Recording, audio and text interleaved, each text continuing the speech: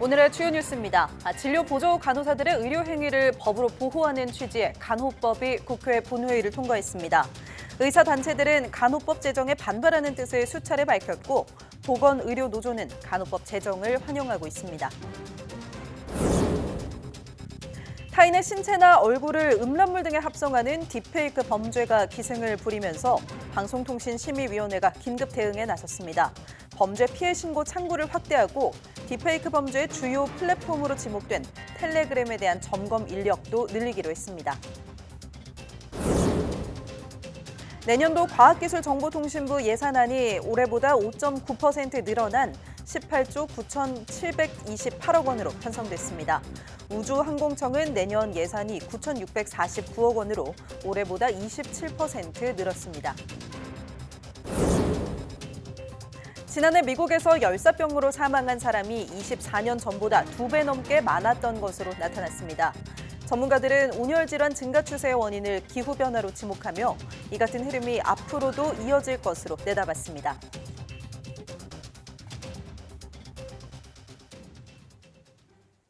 여러분 안녕하십니까? 사이언스 투데이 시작합니다. 내년도 과학기술정보통신부 예산안은 올해보다 5.9% 증액된 18조 9,728억 원으로 편성됐습니다.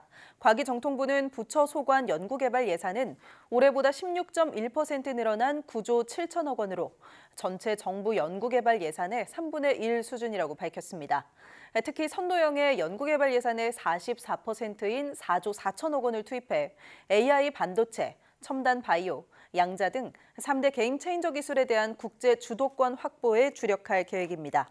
핵심 인재 양성과 기초연구에는 3조 5,700억 원을 들이는데 개인 기초연구에 1조 9천억 원, 집단연구에 4,300억 원을 책정했습니다. 기초연구 사업에서 연구비가 일괄 삭감돼 논란이 됐던 계속 지원 과제는 2023년 수준으로 복구하기로 했습니다. 우주항공청은 내년도 예산으로 올해보다 2,051억 원 늘어난 9,649억 원을 편성했다고 밝혔습니다. 우주청은 내년 예산을 우주 수송 역량 확대, 경제성 혁신, 첨단 위성 개발, 달 착륙선 본격 개발, 국제 거대 전파망원경 건설 참여 등 5개 분야에 집중적으로 투자한다고 설명했습니다. 경제성 있는 발사를 위한 재사용 발사체 선행기술 개발 사업에 새롭게 투자하고 누리호 반복 발사를 위한 한국형 발사체 고도화 사업, 달 착륙선을 보낼 차세대 발사체 개발 사업 등이 본격화하며 예산이 크게 늘었습니다. 다만 항공산업 분야는 올해 종료되는 사업들이 많아 올해보다 207억 원 줄어든 405억 원이 편성됐습니다.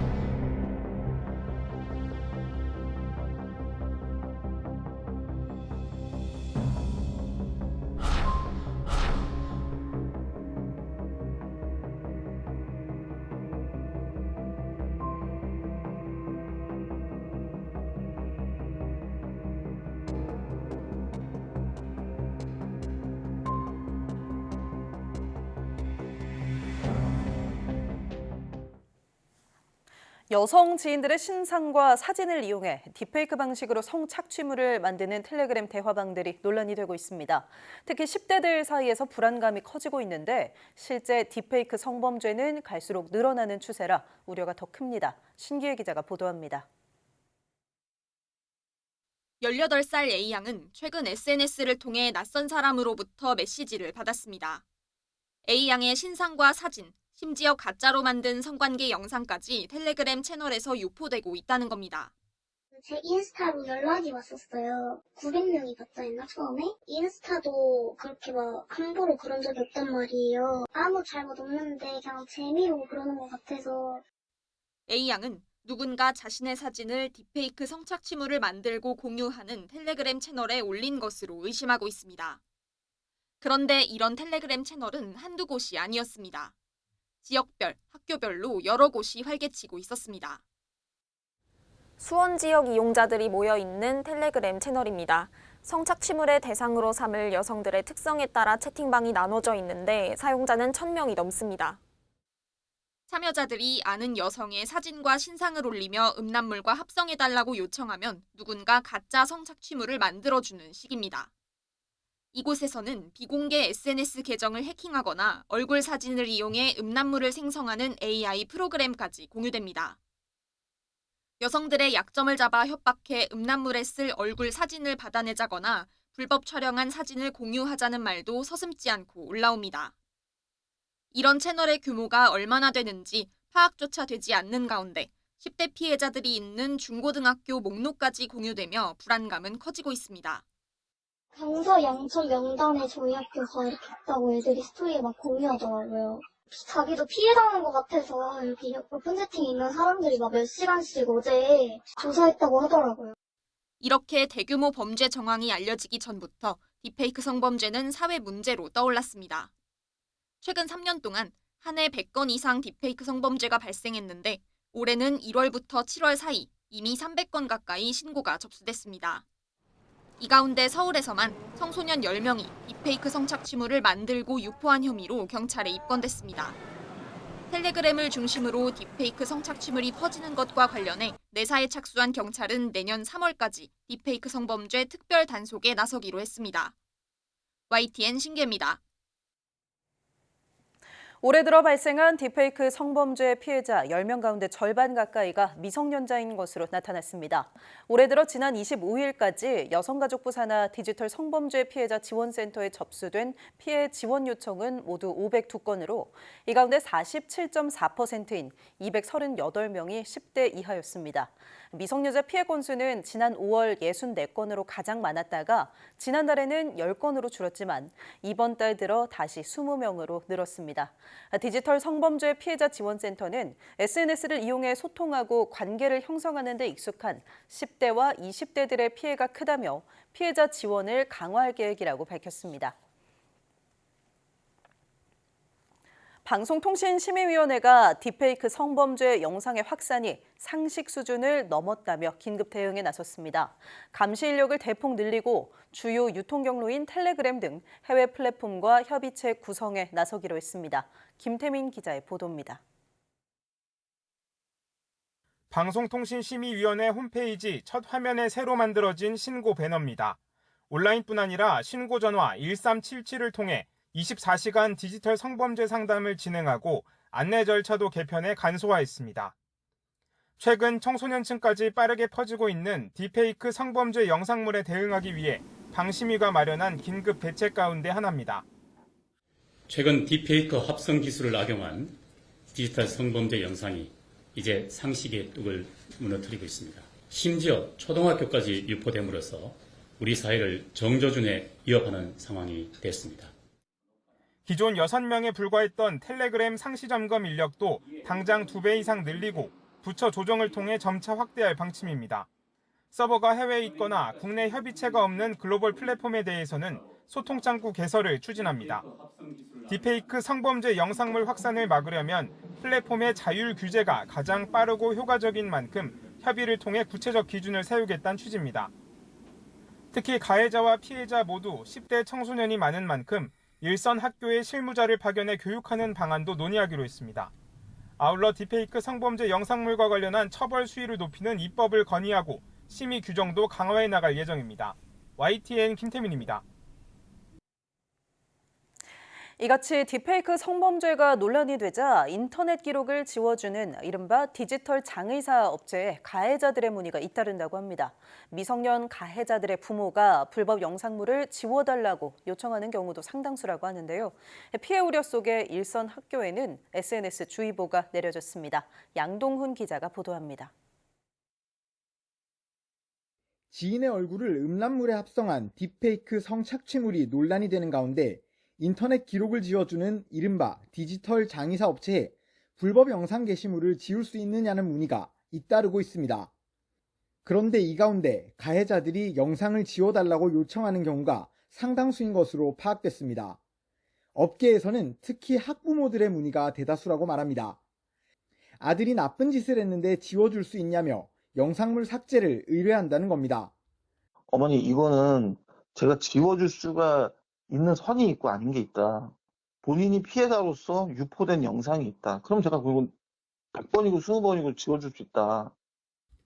경찰이 딥페이크 성범죄 단속에 나서자 가해자 측에서 수사에 대비해 증거 지우기에 나선 것으로 보입니다. 가해자로서 영상을 유포시켰고 이거를 지우면 피해자분한테는 중요한 증거가 사라지는 거잖아요. 증거가 될 만한 것을 지우는 것은 피해자랑 상의가 필요하다. 이런 가운데 일선 학교에는 SNS 주의보가 내려졌습니다. 학생회에서 SNS 계정을 비공개로 전환하거나 얼굴이 포함된 게시물을 삭제하라는 공지를 올리고 학교에서도 학생들에게 SNS 게시물 관리에 유의해달라고 당부하고 있습니다. 인터넷에는 딥페이크 성범죄 우려로 SNS 사진을 전부 내렸다며 분개하는 반응이 잇따르는 가운데 딸이 피해를 본 것 같은데 어떻게 대처해야 할지 모르겠다며 답답해하는 반응도 보입니다. 디지털 장의사 업체들은 텔레그램 안에서 유포되는 자료는 삭제할 수 없다고 말합니다. 다만 외부로 유출된 자료나 텔레그램방 접속 링크가 올라온 게시물 등을 지워 추가 피해를 막을 수 있다고 설명합니다. 또 미성년 피해자에 대해서는 무료 지원에 나선 업체들도 있는 만큼 피해를 받거나 우려되는 경우 부담 없이 문의해달라고 강조했습니다. YTN 양동훈입니다. 최근 삼성전자를 사칭한 문자 사기, 스미싱이 기승을 부리고 있어 주의가 필요합니다. 최근 삼성전자 일부 회원은 고객 만족도 조사나 사은품 당첨을 가장한 스팸 문자를 받았는데 안내된 링크를 누르면 불법 사이트나 개인정보 입력 화면으로 연결됩니다. 이에 삼성전자 서비스는 해당 문자 발송과는 관련이 없다며 고객의 동의 없이 개인정보를 제3자에게 제공하지 않는다고 밝혔습니다. 이어 대표 번호가 아닌 번호로 발신된 문자는 열람하지 말고 관할 기관에 신고하라고 당부했습니다.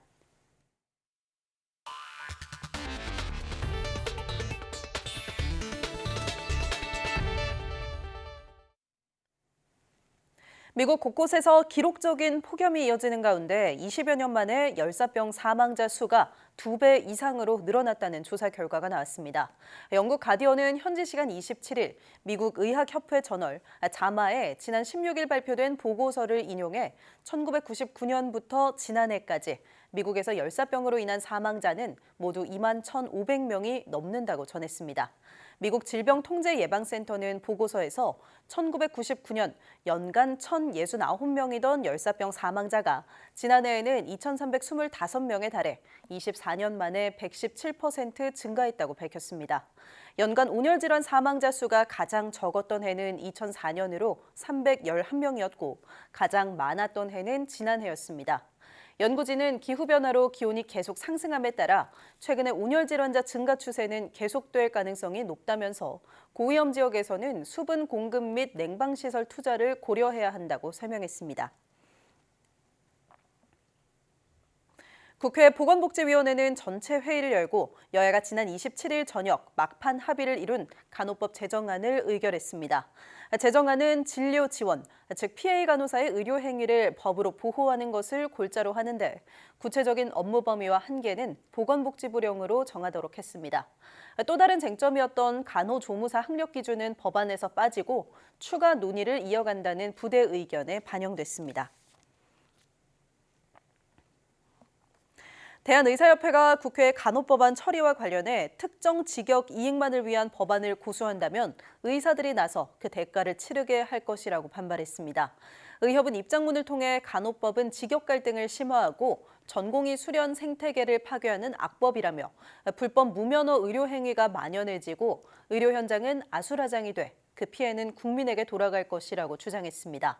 이어 의사들은 사람을 살리겠다는 일념으로 배움에 매진해 왔는데 그럼에도 특정 직역의 이익만을 위한 법안을 정부와 국회가 고수한다면 대가를 치러야 할 것이라고 경고했습니다. 또 의협은 간호사 불법 의료행위 피해신고센터를 운영해 국민의 건강과 생명을 위협하는 행위에 대해 대응할 것이라고 밝혔습니다. 자살 사망자 대부분은 사전에 경고 신호를 보내지만 정작 주변에서는 이를 제대로 인식하지 못하는 것으로 나타났습니다. 또 숨진 사람들 가운데 남성의 비율이 여성보다 2배 가까이 높았습니다. 김주영 기자입니다. 우리나라는 자살 사망자의 비율이 세계 최고 수준을 기록해왔습니다. 지난 2020년을 기준으로 봐도 OECD 평균의 2배가 넘고 올해 5월까지만 봐도 지난해 같은 기간보다 10% 늘었습니다. 그런데 자살 사망자 가운데 대부분은 사전에 경고 신호를 보내는 것으로 조사됐습니다.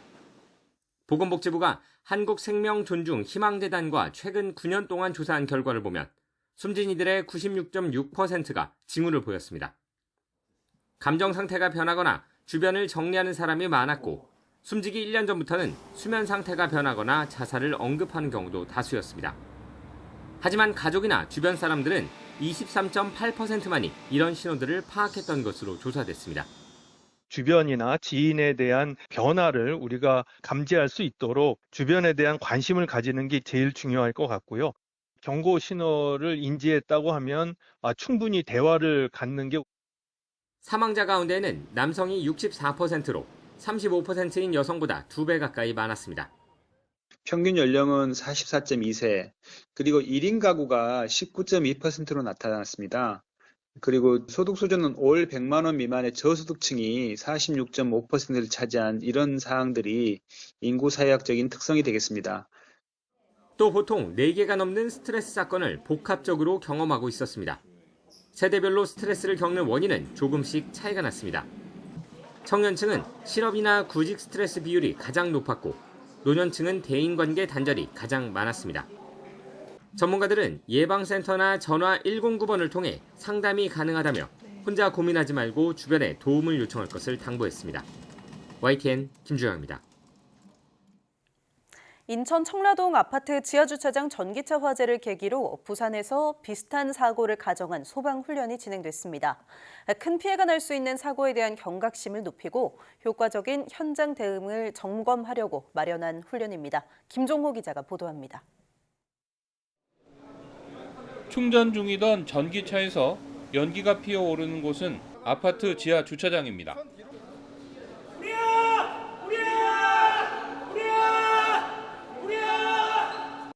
화재 사실이 아파트 주민에게 알려지면서 바로 옆 차량이 가까스로 불길을 피합니다. 신고를 받고 출동한 소방관들이 지상에서 호스를 연결해 지하로 진입하고 밸브를 열어 불길을 향해 물을 쏩니다. 미처 대피하지 못한 바로 옆 다른 차량에 불길이 번지지 않도록 질식소와 덮개를 씌운 뒤 화재 차량에도 같은 조치를 합니다. 1차 진화는 했지만 배터리 열폭주로 다시 불길이 치솟을 수 있는 상황. 열폭주가 일어나서 한번 진화되더라도 다시 재발화되는 경향이 있어서 다량의 물을 써야 되기 때문에 좀 진화하는 데 애로사항이 있습니다. 열화상 카메라로 차량 온도를 확인하면서 지게차와 견인차로 사고 차량을 지하 주차장에서 빼내고 이동식 침수도를 설치해 완전 진화를 시도합니다. 큰 피해를 낸 인천 청라동 아파트 지하 주차장 전기차 화재와 같은 상황을 가정한 소방훈련 모습입니다. 상당수 아파트 지하 주차장은 천장이 낮아서 일반 소방 차량이 들어갈 수 없습니다. 진입이 가능한 별도 소방 차량이 필요합니다.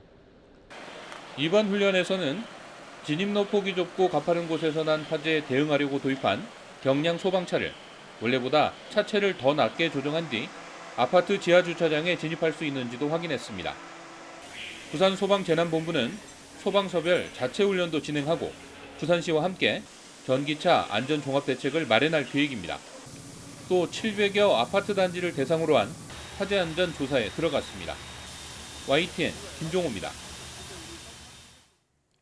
야외 활동이 많은 요즘 한철 쓰는 어린이용 야외용품은 저렴한 중국 제품을 해외 구매하는 분들 많을 텐데요.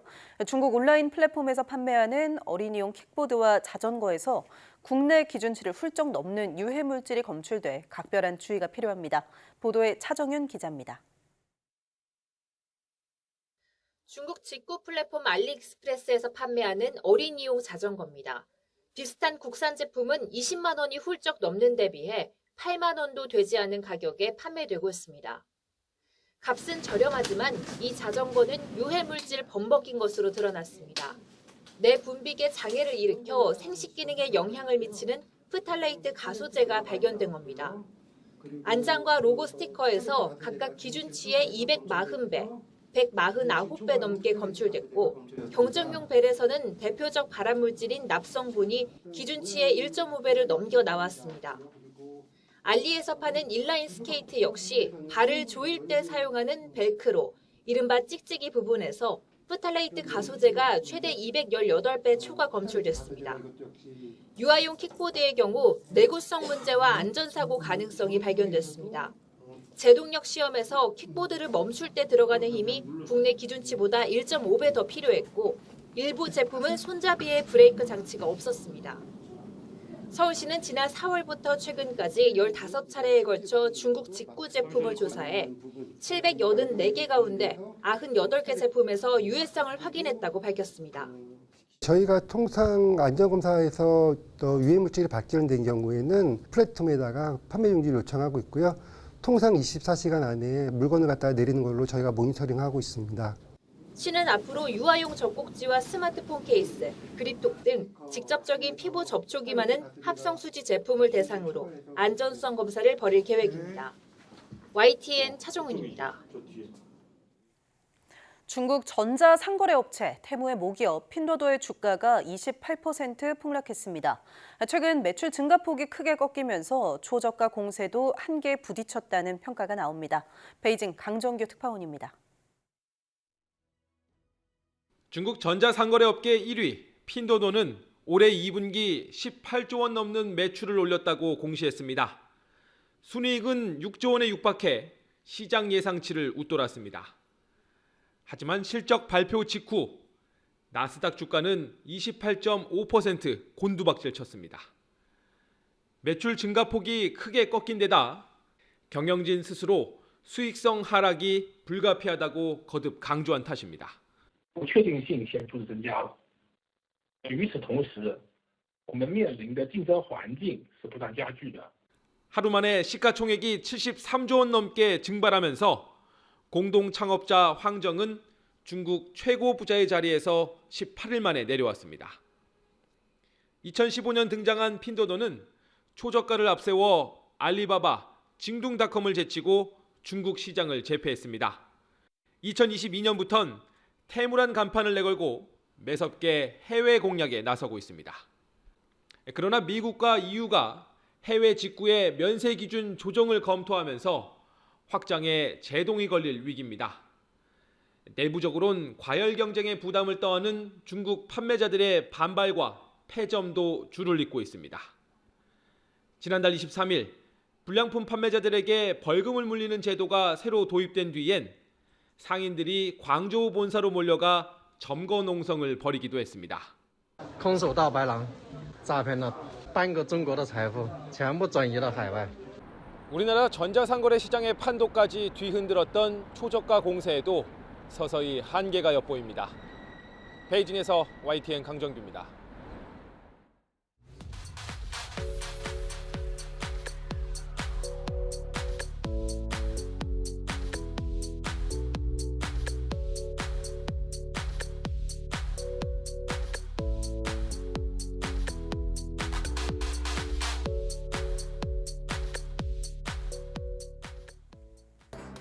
뛰어난 보안성 이면에 자리 잡은 텔레그램의 익명성은 범죄의 온상이라는 오명을 낳았는데요. 최근 프랑스는 텔레그램 창시자의 이 같은 책임을 물어 체포하기도 했죠. 딥페이크 성착취물을 만들어 유포하는 텔레그램 대화방들로 국내에서도 현행 법망의 사각지대 개선과 공조체계 구축이 필수적이라는 목소리가 나오고 있습니다. 불안감이 더 커지기 전 보다 적극적인 대처가 필요해 보입니다. 뉴스 마칩니다. 고맙습니다.